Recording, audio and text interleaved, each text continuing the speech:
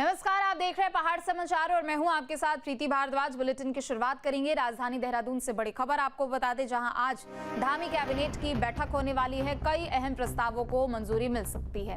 कई विभाग की नियमावलियों में भी संशोधन हो सकता है। शिक्षा को लेकर, स्वास्थ्य को लेकर, पर्यटन विभाग की नियमावली में संशोधन हो सकता है।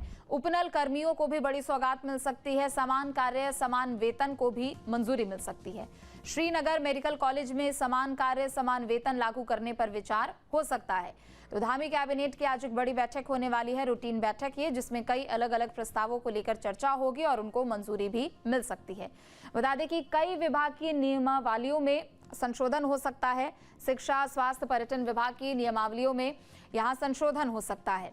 उपनल कर्मियों को भी बड़ी सौगात मिल सकती है। समान कार्य समान वेतन को भी मंजूरी मिल सकती है, चूंकि इसकी मांग लंबे समय से की जा रही थी। श्रीनगर मेडिकल कॉलेज में भी समान कार्य और समान वेतन लागू करने पर विचार किया जा सकता है। तो बड़ी खबर आपको बता दें राजधानी देहरादून से, कई अहम प्रस्ताव है जिनको धामी कैबिनेट की मंजूरी मिल सकती है।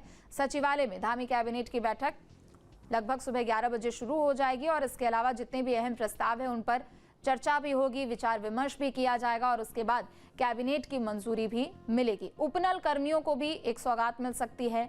समान कार्य समान वेतन को भी लेकर विचार किया जा सकता है और शिक्षा, स्वास्थ्य, इसके अलावा तमाम अलग अलग विभाग है जिनके प्रस्तावों को मंजूरी मिल सकती है। तो बड़ी खबर आपको बता दें, जहां धामी कैबिनेट की अहम बैठक होने वाली है और कई ऐसे प्रस्ताव हैं जिन पर मुहर भी धामी कैबिनेट की लग सकती है। समान कार्य और समान वेतन लागू करने पर विचार होगा। खासतौर पर श्रीनगर मेडिकल कॉलेज में इसे लागू करने पर विचार किया जा सकता है। तो ये बड़ी खबर आपको बता दें। इसके अलावा उपनल कर्मियों को भी सौगात मिल सकती है। अजीत हमारे साथ जुड़ चुके हैं और भी अधिक जानकारी के लिए। अजीत, आज धामी कैबिनेट की बैठक हो रही है, कई प्रस्ताव हैं जिन पर कैबिनेट की मुहर लगेगी और बड़ी सौगात मिलेगी।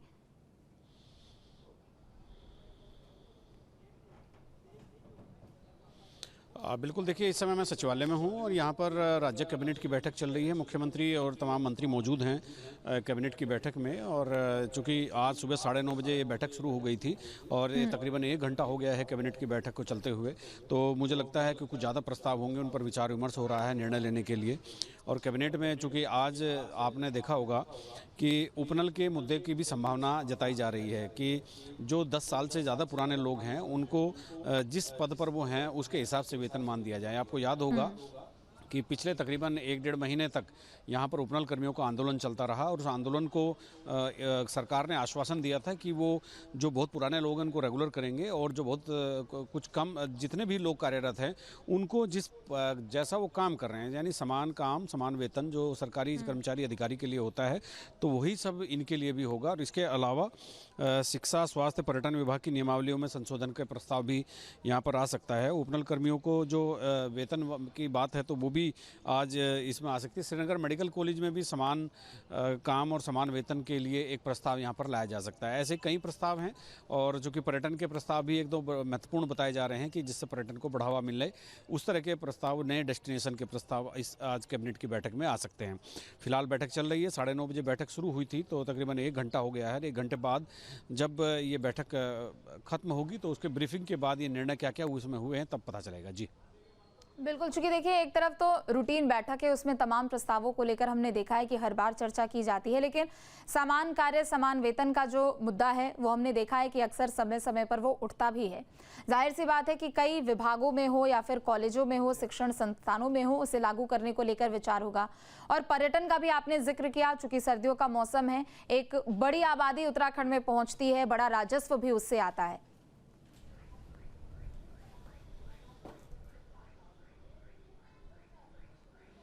बिल्कुल, देखिए, चूँकि पर्यटन से भी जुड़े 1-2 प्रस्ताव वहाँ पर आज कैबिनेट में आएंगे। वो प्रस्ताव किस तरह के हैं वो देखना होगा, लेकिन पर्यटन को बढ़ावा देने के लिए भी सरकार ने तमाम सारे प्रस्ताव तैयार किए थे।